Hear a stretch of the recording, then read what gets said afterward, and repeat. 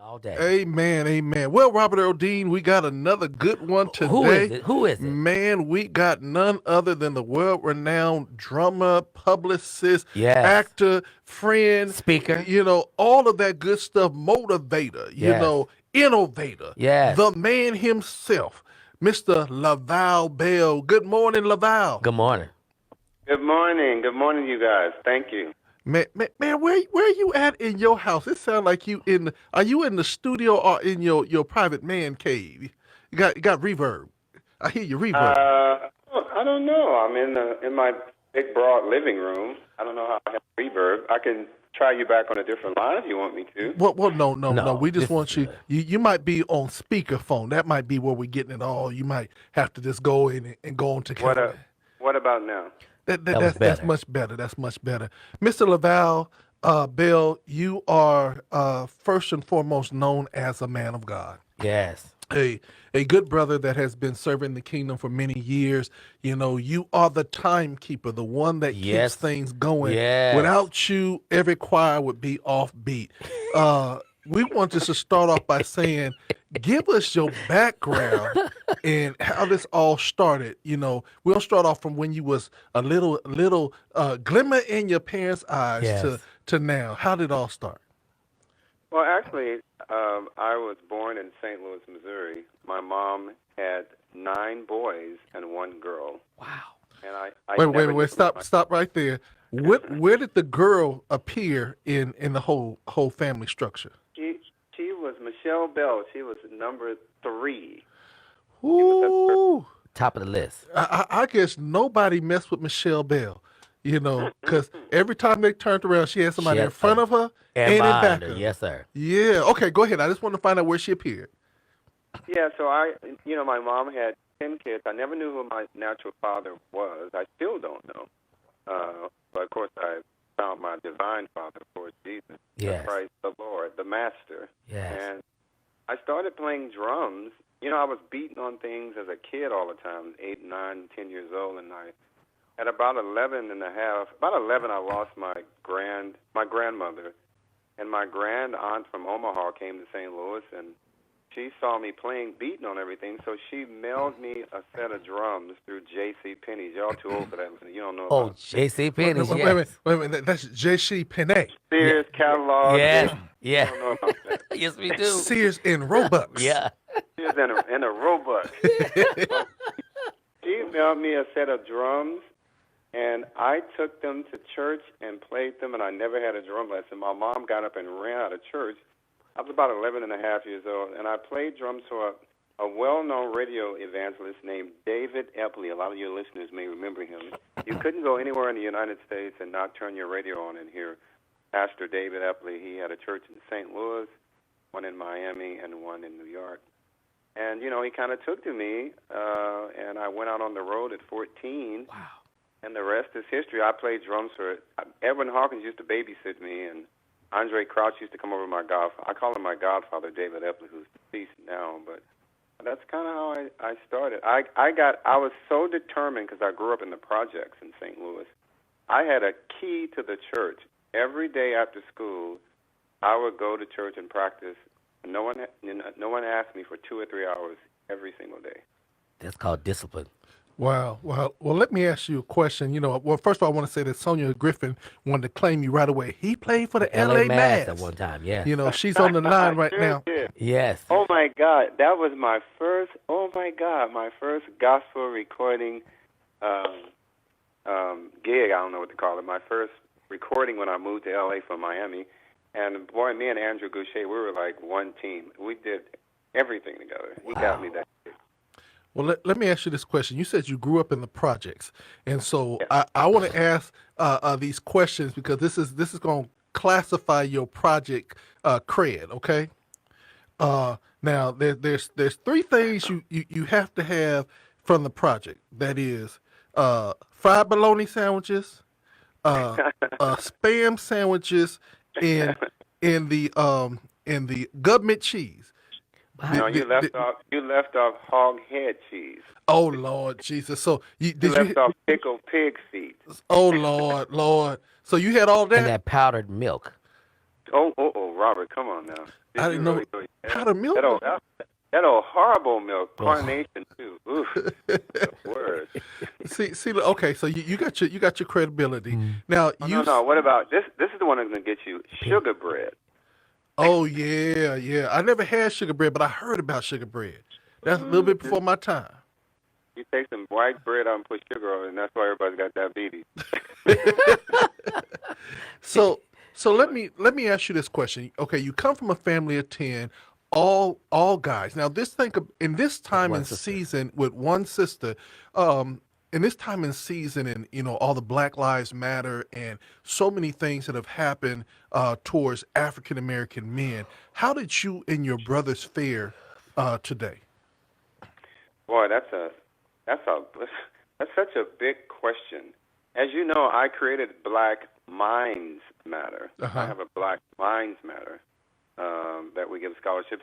I can still recall as a child at 14, 15, and 16, when I started driving, I got my first car at 16. I got a 68 Plymouth, Fury Plymouth. 68, that's what the police cars back in those days. Wow.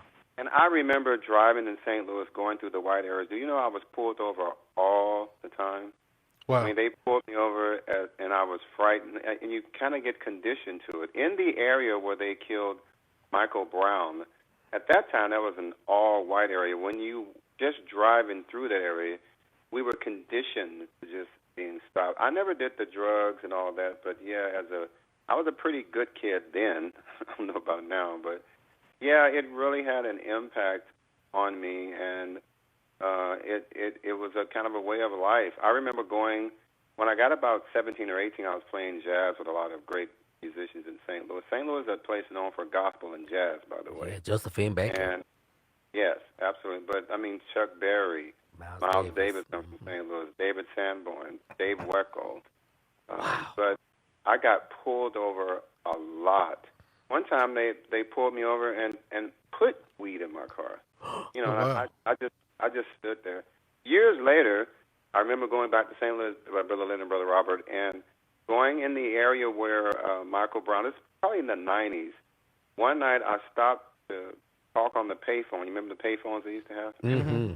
And I made a phone call, and a white police officer, I'll never forget, it was dark, and he said, "Hurry up and get off that phone."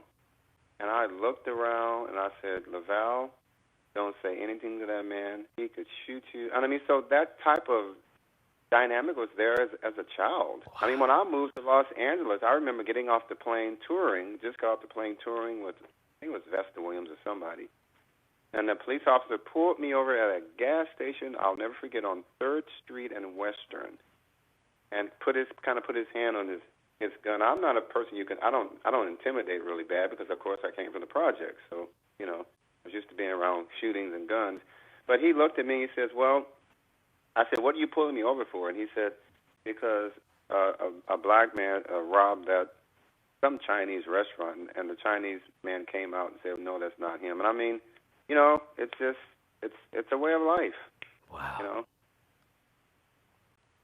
So one of the things I want to ask you've toured all over the world. Let's talk about some of the people that you have worked with that have impacted you today. Wow. Well, I remember, God is amazing. Mm-hmm. My book I've written, "Your Gifts Are Not Your Purpose," and I'll segue into answering that question. I mean, my mind just rolls with that question. The fact that I got prayed for at 12 years old, my mom, I saw miracles as a young child. They prayed for my mom. She had a tumor in her nose in St. Louis when I was about 13, and the tumor fell out of her nose. In the service, my mom took that tumor and put it in a jar and brought it home. So to be exposed to miracles at 13 and 14, I started, I saw that. So I knew that, God was real. I am Kojic. Don't be going there. I was black. I was Baptist and Kojic, so I was, I was a Baptist Kojic. He Baptist Costal. That's the Baptist Costal. Right. But I think the first, I went to a performing arts high school in St. Louis, Visual and Performing Arts High School. It was just like Fame. And when I didn't know how to read music, and I taught myself how to read music. And the first year I went to Visual and Performing Arts High School, you had to be able to read music to get in the band. So in the 10th grade, guys, I couldn't even get in the band because I couldn't read, and that's when I got that key and went home every day. And I'll never forget, speaking of Kojic, Robert, my friend Gregory Haynes of the Sylvester Haynes and Rosie Haynes, you know that family? Yes, the Haynes yes, family? the Haynes, yes. I used to play with them, and Greg took me to a convocation in Memphis, Tennessee. And you're talking about something to see, all these beautiful black people from all over the country. A poor kid. That I never even thought about this, so thanks for asking the question. That's the first thing that impacted me. And traveling with my godfather, David Epley, and playing drums with Edwin Hawkins, which I didn't. I'm 14, so I don't really know what I'm. I'm not aware that I'm playing with the greatest, people in the world. Yes. When I was 18, I was in Omaha, Nebraska, and I started playing at this church called Salem Baptist Church. And Salem Baptist Church did a recording for James Cleveland. I played the drums on that record, the Salem Choir in Omaha, Nebraska. Wow. And then after that, I think I got my first big break was when I was a musical director for Vesta Williams in the 90s. And from there, I played the drums for her, and I became a musical director. And then from there, man, I played with Earth, Wind, and Fire. Wow. I played with Bette Miller, George Benson, Engelbert Humperdinck, Andre Crouch. I taught Bible class at Andre Crouch's church, which I saw you had Sandra the other day. I love her. Mm-hmm. And I taught at their church. Gladys Knight. I was a musical director for Ollie Woodson of the Temptations. Wow. I played drums for Shaka Khan. I did all Keb Mo, the blues artist, Keb Mo, Kebmo. Wow. I was Billy Preston's drummer. I was Aretha Franklin's the last two drummers. I was Aretha's last drummer. I still work with H.B. Barnum. And what that type of exposure does for someone like me, not to mention I was on the road with plays and doing musicals, is it, Leonard and Robert, it gave me a sense of excellence that I can't seem to let go of. When you play with Shaka Khan, Yes. Earth, Wind, and Fire, Bette Miller, Barry White, Engelbert Humperdinck. Mm-hmm. When you play for people like that and George Benson, I had George Benson and George Benson and Bette Miller doing a bidding war for me to play the drums in the 90s. Wow. 93 is when I kind of peaked. So it was really a blessing. And well, I'm gonna jump in and ask this question. Wow. With all the places you've been and all the environments that you were in, how did you maintain your faith walk in the midst of the chaos, in the midst of even the darkness at sometimes? Leonard, when you following me around in my life, where do you get these questions at? The Lord. He said the Lord. My mom, who's still alive, who's 84 years old, I still get a little teary-eyed because my mom is in a facility, and she has dementia. And these facilities, that's a high-risk environment. But she's still in her right mind. Thank you, Jesus. And she always said, Laval, now you can't play for the world and play for God. She's a traditional. She's an apostolic. She's apostolic. She ain't Church of God in Christ. She's apostolic, so that's even tougher. So she was hard on me, man. My first secular gig, I'll never forget, was with a group called Hot Ice in St. Louis. Steve Hill. Hot Ice. And we won a Battle of the Bands. But to answer your question, it came to a peak for me. My understanding really blossomed. I was playing drums with Philip Bailey of Earth, Wind, and Fire. I played for Earth, Wind, and Fire and Philip Bailey. He got me in Earth, Wind, and Fire. Philip Bailey, we were in Japan one morning, and he came to me. Now, I got spirit-filled in 1993. My life changed. Mm-hmm. I've been in church all my life, but I was not spirit-filled, if that makes sense. I was playing drums as fun and a living, but when I got spirit-filled, that was different. That changed everything. Wow. So when I got spirit-filled, and I went to West Anderson, I played on those last 2 or 3 Saints and Praise albums. That's me playing drums on that, too, on those records. And working you're talking about working at West Angeles when I was there at the 90s, remember we had on the music department Kurt Carr, Yep. Norman Hutchison, Yep. Judy McAllister, Patrick Henderson. This is when all of us didn't have any big names. Can you imagine the music department with all those people? I was there playing drums. Not to mention the Newble brothers. Yes. And it was pretty amazing. So I get a call to play with Philip Bailey, and Philip came to me one morning in Kobe, Japan. We're in Japan one cold morning. He says, Laval, I'd like for you to teach a Bible study. I said, Philip, I've never taught a Bible study. He said, Laval, I'll never forget this. It'll take me 2 more minutes. He said, just teach on what you know. Mm-hmm. So I went to my room, Brother Robert and Brother Leonard. I went to my room, and I wrote about all the bad relationships I had. 'Cause I had bad ones. When you're on the road, you have some bad relationships. And then I went to sleep, and I saw this vision that says, your gifts are not your purpose. I was like, what?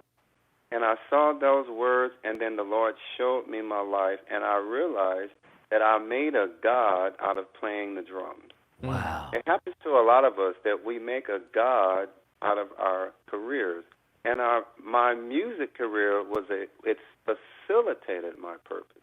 Mm-hmm. Well, later I got a gig. I went from Philip Bailey to playing with Earth, Wind, and Fire. And I'll never forget this as long as I live. I'm playing for the Sultan of Brunei. I'm over in the Sultan of Brunei is the richest man in the world. Mm-hmm. They have castles. You have to be invited there. Wow. The carpet I walked on had gold. Every square feet there was gold. Now this is true. Very few people have gotten to see this part of the world, but I did. I looked out the window of a castle and I heard the Lord say to me, now that you've seen that all the world has to offer, will you preach? And that's the most incredible space. Everything changed. I'll never forget it. Now that you've seen, because I was anointed to play. They prayed for me at 12 to preach, and I said, they're crazy. I just started playing drums. A white-headed prophet named C.S. Updegrove, he laid hands on me as a child and said, he told my mom, he said, what did you ask God for him to be when he grew up? And my mom said, when he was born.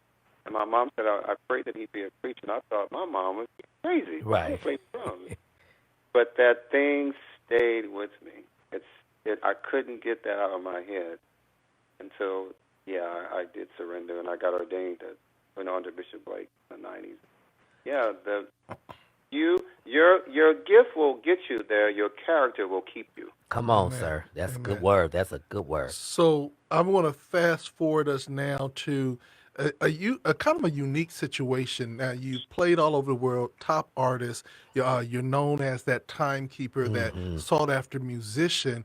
But then at some point in your life, you expanded. I'm not going to say shifted, but you expanded your career and you opened up a publishing company. Let's talk about that, and let's talk about some of your projects. Well, when I worked with Judy McAllister, Judy McAllister is just a wonderful, anointed visionary at that time. I mean, she still is. I mean, she's over the Church of God in Christ. But I remember, when her and I met, she really honed in on my gifts, and they gave me a job at West Angeles. They offered me a job to run the theater, either run the record company, or something else. They gave me these 3 options. Judy did that. She spotted my other talents that I had. She said, you're like a Joseph, and she was right. I didn't know what she meant by that. And I said, no, I don't want to. I don't want to run any record. They started some record company. I don't remember the name of it. And they gave me a job. They just created a job for me. So they gave me a job as a talent scout. And Judy began to do, as you know, the symposiums, right? She had this symposium where I met Miles Monroe. Miles Monroe taught for 5 hours, you guys. Yeah. And I never moved. It changed my life. Now, of course, he taught on purpose, right? I didn't have my book yet, Your Gifts. I didn't know that being exposed to this man would change my life, and working with Bishop Blake, who really understood. Bishop Blake is like a Solomon almost. He has this massive wisdom, and he understands giftedness. So Judy came to me and said, Laval, you should teach a class, just like Laval Belle did, on, teach a class. I said, Judy, I've never taught in a class in church. I don't know anything. I played music out in the world. I'm still thinking about I'm from the secular world. I don't know anything about teaching in church. I was intimidated. Do you know that she waited? I kept saying no, and I found out that she held up the program booklet, the teaching booklet that they have. Mm-hmm. And one night, in service, the Lord said, just say yes. And so I told her yes, and she got on the phone. I'll never forget. And said, okay, go ahead and put the whole booklet together. And I said, well, Judy, I don't know what to teach on. And she said, here, just pattern after one of the lessons somebody else is doing. So I wrote, that your gifts are not your purpose thing down. Mm-hmm. And they gave me a class on Saturday, you guys. And I said, well, ain't nobody going to be in this class. I'm a drummer. Who's going to come to my class? And I walked over. It's the last class of the symposium. People were coming from all over the country. And I walked over, and I was walking through the lot. When I opened the door in the youth department, you couldn't get a seat. And when I said, well, are you guys in the right place? You couldn't believe it. I couldn't. Brother Lynn and Brother Robert, I can't make these stories up. Right. And I stood there and I said, are y'all in the right class? They said, yes. And I asked people afterwards, why did you come? And they said, because of the title. So I wrote that title down, and a lady came to me and said, you should have a book, Your Gifts Are Not Your Purpose. I'm like, lady, I hated writing in school. I never liked to write. And I'm like, this lady's crazy. Well, sure enough, I wrote that first book. That book has sold 1 million books. That's 1 million, wow. by the way. Mm-hmm. Yes, it's still selling. Amen. And Your Gifts Are Not Your Purpose, Bishop Blake gave me my first quote. And I just still can't believe it. He gave me a quote on the book. I still have his original words. I saw it the other day, his written, words, and then it was put on the book, and the rest is history. I've written 7 books. I was on a plane 3 years ago, so my experience and my understanding in the music business, I wrote plays. My second book, Love in All the Wrong Faces. As you know, Robert, you were helpful with my play. You remember that? When I had my play? I remember, yes. Mm-hmm. I just thought about that. And you were very helpful with me with that. Thank you. And I adapted my second book, Love in All the Wrong Faces. I had Malik Yoba and, all kinds of people in that play. Wow. And Brother Leonard, because of all the intellectual property, my understanding of all those areas, and doing film and TV and radio, I used to be over all the TV and radio for my godfather was a big evangelist. My godfather, Pastor Appley, used to counsel T.D. Jakes before he was big. He counseled Earl Roberts. Yes. And I was exposed to this level of business and music. So because I understand intellectual property and business and contracts, 3 years ago, I was flying on a plane from North Carolina, helping a friend of mine. I took an entire band to help one of my friends do a book release. I paid for the band. It was Eddie Brown, Jimmy Newble, myself, and I think Eric Walls. We went, and I paid for the band as a gift. Eric Walls. And on the plane, the Lord showed me some animals coming up on an ark. Boy, it showed me a vision. And then the animals was Noah's Ark. And then the animals changed into people. Mm-hmm. And God said, I want you to start a publishing company called Noah's Ark, and the people will come to you because they'll feel safe with their story.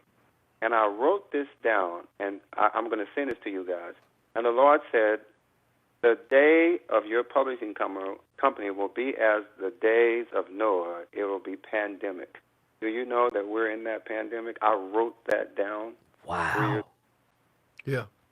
Prophetic. And in these 3 years, Brother Leonard, as you know, or during this pandemic, I have more people in line. I can't even tell you if I said their names, it would freak you out. Of course, we published Lettucey's book, as you know. You helped us with that, Brother Leonard. My first client was Ernest Thomas of What's Happening. He was my my client 3 years ago when I debuted my publishing company. Noah's Ark Publishing. I debuted it in Beverly Hills. So I debuted the publishing company and Ernest Thomas' book. We did Ernest Thomas, John Mack, Lettucey, God, LeBron James. We did a children's book. Wow. I'm doing a book now. I'm sure you're going to talk about, Brother Leonard. We're doing a book. You want to share that now, Brother Leonard, what we're doing? The Cobra Yeah, one? but I also want you to share some of your presidential type things that you've done too with your book. That was a slight hint. What do you mean? I'm sorry. I don't know what you mean by presidential. Aren't you working on with the first lady on some things? I am. Well, but I can't really talk. I can't talk about. I can't. There are things I can't talk about here Right. on Yeah. the program. But Yeah. I am presently working on a book entitled, and please write this down: Kids Journal Through COVID-19. Yes. United Kids Speak. So that's the project I'm working on now. We have 50 kids from every state in the union. I have kids from a kid from the Native American community, Orthodox Jews. They've already been confirmed. So imagine, you guys, 50 youth from 50 parts of the United States writing about their experience.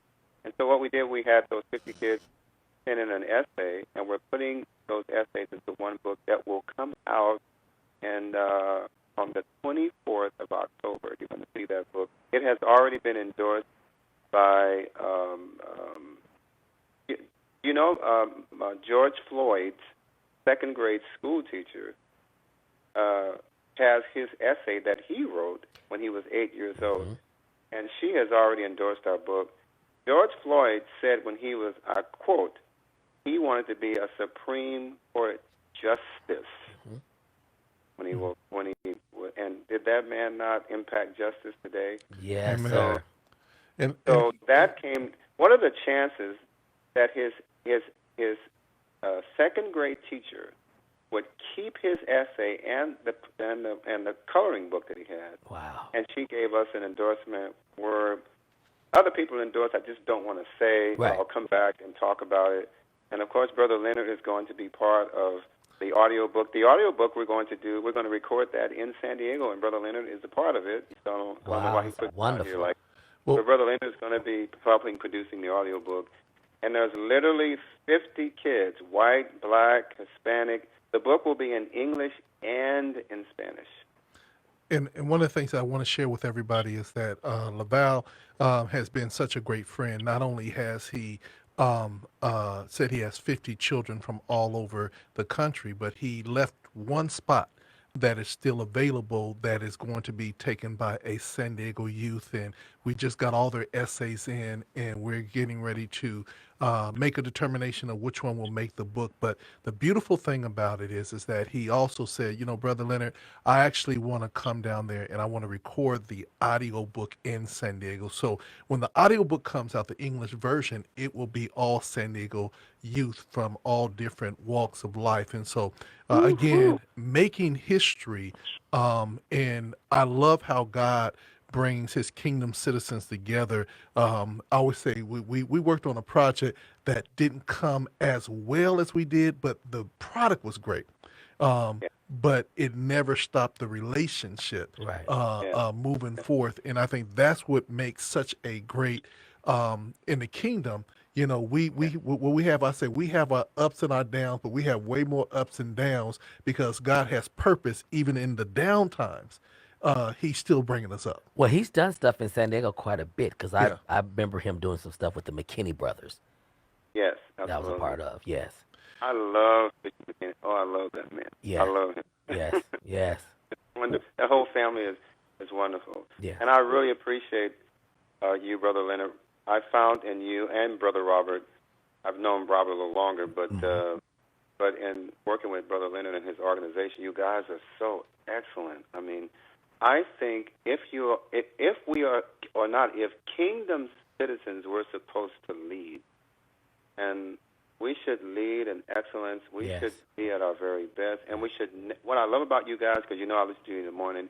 You play heritage music. Yes. You play traditional music. How do we give up gospel music, the original American music that was created in America? That is an original American Yes, it expression is. that was created by people of color. Yes. And everybody else holds on to their heritage, and we give ours away Yes. so easily. And I love that you guys, play that, these traditional songs, because that is our history. That is our talents. What makes us more like God is that we create. God creating for 6 days, that's the only time you see God doing something for 6 days. Yes. 6 consecutive days, and then on the 7th day, he doesn't rest. He just stops to look at. He rests from his work. He don't need. God don't need no rest, but he rests. And to step back and go, man, look at what I did. And so, Wow. I always share with people that your gifts are anointed when you get here. It's the person that may not be anointed. Just to go back and answer your question, there is no confusion between you when you're given a gift and should you use it for secular or Christianity or for sacred. I'll never forget, if you let me tell this little story, that after I got spirit-filled, I was always confused, you guys. I'm still confused when I still play the drums. I play the drums at a church here in L.A. They're quarantine. We just do the recording, right, at Full Gospel. Give them a shout-out, Full Gospel Church with Reverend Payne, but my good friend Richard Turner. But I'll never forget. I'm still freak out when I get on the drums and people just go crazy. I was in a little country town in Thomasville, Georgia, and the lady said, "Can you just play the drums at our rehearsal?" And these old ladies, guys, just got up and started dancing. I'm going, well, I would go. Now this was about 6 years ago. I said, well, Lord, what is that? And I remember I was with H.B. Barnum playing for Aretha Franklin, and he took H.B. Barnum, flew me on the plane with him. It was my first gig with her, and we did a VH1 special, right? And it was Paul Schaefer's band. It was the band, but Aretha doesn't let you use, you have to use, Aretha travels, I don't care what TV show you got, she's taking the rhythm section with her. Yes, and then background singers. Yeah, that's right. So she took her background singer and the rhythm section, but he had the rest of the band. I'll never forget guys walking in, the way people looked at me. And then when I got on the drums, they turned and they were looking, and I knew then the Lord said, oh, now I know. That's the anointing. Yes, sir. It took me that long to figure that thing out. Makes a difference. So Paul Schaefer said to me, Laval, what would it take for you to come and play in the Tonight Show band? He offered me a job. This is a true story. And I said, Paul, had you asked me that some years ago, I would have said yes.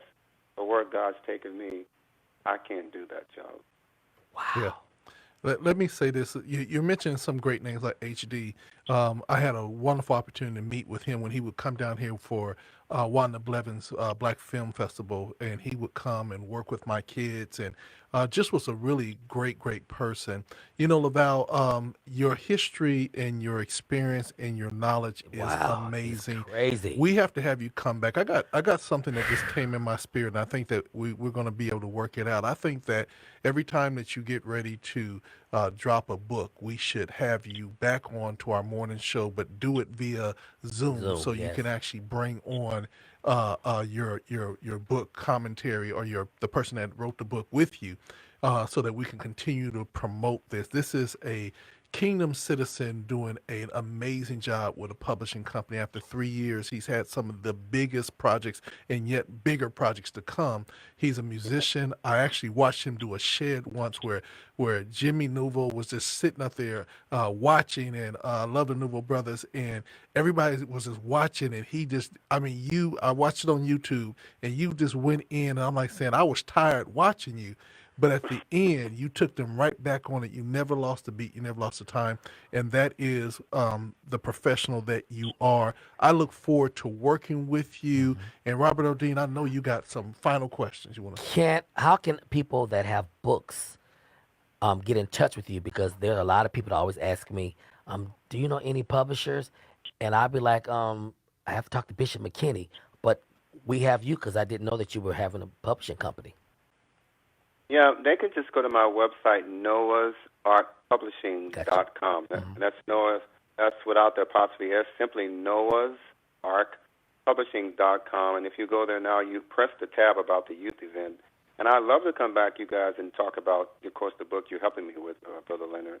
And we can do that one on Zoom, because the recording is going to be right there in San Diego. This is incredible. I forgot we worked together years ago. Oh yeah, man. Are you kidding? I forgot. remember you helped me with my play and I, got me. I forgot. Remember I had the girl with Kurt Carr singers. I can't think of her name. She was the lead. It wasn't Nisa Shanae. Who was it? Was it No, the Keisha? other one. Not Nikki. Keisha No, Ely? her father's the bishop here. And he's a Keisha bishop. Ely. Keisha It was Ely, Keisha yeah. Ely. Keisha Ely. Remember Keisha Ely was doing the lead. Oh Lord, it's been so long, man. And you start talking, my mind started going back. Yeah, I think it was a Joan Clark Theater or something. I think. Joan Joan Croc Croc, Theater, yeah. yes, I Yeah. remember. Yeah, you were the one who helped me promote it. I You were- remember now. Oh man, I got chill bumps. I forgot about that. Yes. You got Yeah, chill I bumps? Yeah, because I've done so much over the years, and I never really, I did it because I love people and I loved his spirit. So I always did stuff just because people asked me. Well, Well, people don't realize that I have 3 gospel jazz CDs out. Yes. And the 3rd gospel jazz CD was placed in the movie with Roger. How you say Roger? How's that actress? Taraji. Taraji? Taraji. Yeah, they put that. It's just been a crazy life. I mean, my Man. first gospel jazz CD, I won a Stellar Award. Amen. The second one they played on Sirius Radio for 6 months, Mhm. and the third one we just can't even keep. It's just everything I have is still selling. My book, Your Gift and Not Your Purpose, has sold for 22 years uninterrupted. Because God Amen. chose you. Because you're chosen. Many are called, but few are chosen. Yeah, and that's just the fruits of your labor. Yes. Brother, we want you to set this song up. I have it queued up. You said that you want to hear it. We want you to send us off with your final words and introduce this song, and we're going to play it for our listeners from around the world. Is that God will take care of you? Yes, sir. Oh my God, that's a great arrangement. That's Jonathan DeBow on guitar, Woo. myself playing drums, and Jimmy Newell playing bass, and Mike Burrell playing piano. It's an all-star band. That's an God all-star will band. take care of you. Right here on GODRadio1.com.